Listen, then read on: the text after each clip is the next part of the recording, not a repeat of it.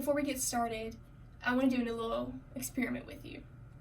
Close your eyes, and I want you to picture what I'm about to explain to you. You're walking around, and you see beautiful fields of flowers, sunflowers, daisies, lilies, whatever, and you see, tons of fruits and vegetables all over the place. It's like your own Garden of Eden. You go to bed that night, you wake up, it's all gone. Every beautiful grain of grass, every flower, it's all gone. There's no more. You can open your eyes. That terrible world that you just pictured will come to pass if we don't act now. Bees are the number one pollinators for majority of the food that we eat, and the population of bees is starting to drop lower than it's ever been before. According to Penn State Agricultural Science, honeybees, other managed pollinator species such as bumblebees, orchard bees, wild bees, suffer from exposure to parasites and pesticides and the loss of floral abundance and diversity due to the increased land use. Due to us growing as we are as humans, we're also affecting these little creatures, and it's time to do something about that. So today, I'd like to talk to you 3 things about y'all. The first one is that why bees are dropping, and what would the world be if we don't stop it. The second thing is how we can help change that decrease in population at the comfort of our own homes, and also how and what we need to do to act. But firstly, let's look at what would happen if the bee population does continue to drop, and what are the causes. Without bees, the world as we know it would be gone. Everything that's beautiful would be no more. According to Sustain, it is estimated that about 1/3 of the food that we consume each day relies on the pollination of bees. Bees are huge pollinators for majority of our food. Without them, everything would be no more. They allow us to see and to eat the fruits and vegetables that we love, the beautiful flowers that we give our moms, so on and so forth. But the primary pollinator, which is the honeybee, is one of the bigger types that is declining so far in numbers. And there are 3 main causes for why bees and honeybees are declining. And the big 3, according to the Greenpeace, is industrial agriculture, parasites and pathogens, and climate change. These 3 things are affecting our tiny heroes and are causing things to not get pollinated, and it's hurting us when we don't even know it. The colonies, due to these 3 things, are fleeting and becoming non-existent. They are becoming so low in numbers. So now that we know the causes, how can we help at the comfort of our own homes to help change that? Now, let's look at that. There are some simple things that we can do at home and that we can even do right now during this quarantine time. And what we can do is we can plant plants.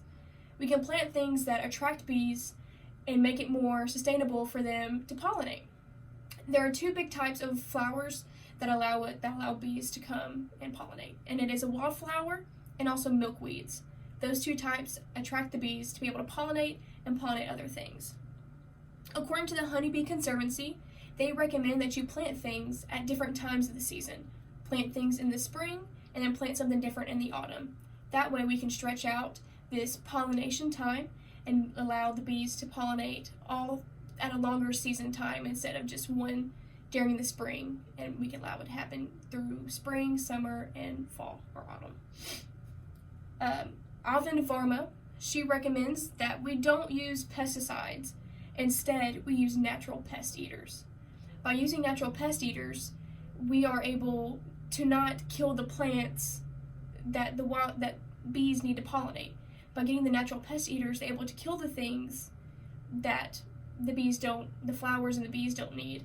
And it helps everything be more natural and not as chemical based and killing everything that we need for pollination. Another easy thing that we can do is that we can make bee homes. the type of bee homes, one type that we can do is we can just gather bundled sticks. Pretty simple. There's a publication, it's called Ogden Publications, and they come out with different types of articles, and it's called Mother Earth News. Mother Earth News says that you can bundle hollow sumac and bamboo sticks, bundle them together, and place them in an old coffee can or a bucket. By bundling them together, it allows them to have different variations of holes to be able to burrow into, and makes little comfortable bee homes for them. The Mother Earth News also says that you can use a tree stump. This one's kind of more, probably have this pretty easy to use. You can just drill into a tall existing stump, about 6 inches deep, 3/8 inch holes, and they do need to be about 2 inches apart. By allowing this, it allows them to have some space, and allows them to also burrow and to make those homes. Pretty simple. Most people have this stuff around their house. We can just help save the bees at our homes. But now, as we have discussed that, bees are dropping, what can we do and how can we act to help change this population?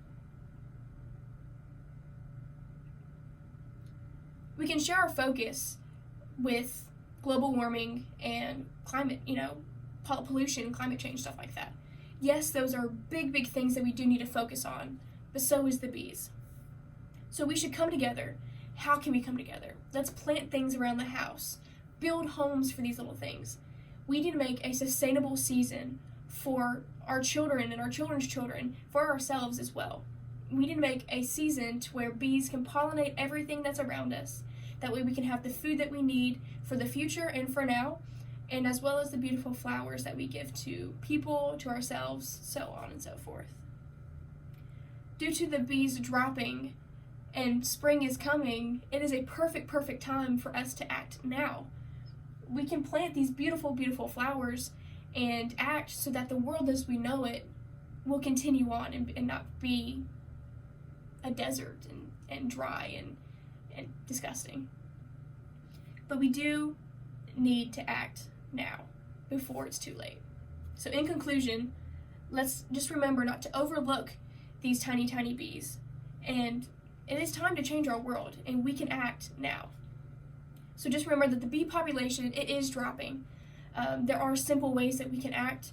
We can make bee homes, we can plant things, we can just bring up a conversation to someone at the store, hey, remember, bees are dying, or something. We need to help these tiny creatures because they help us so much. But I want to leave you with this. Just remember, the next time that you bite into a juicy apple, or the next time that you give somebody a bouquet of flowers, some type of flower, something like that, remember who pollinated it.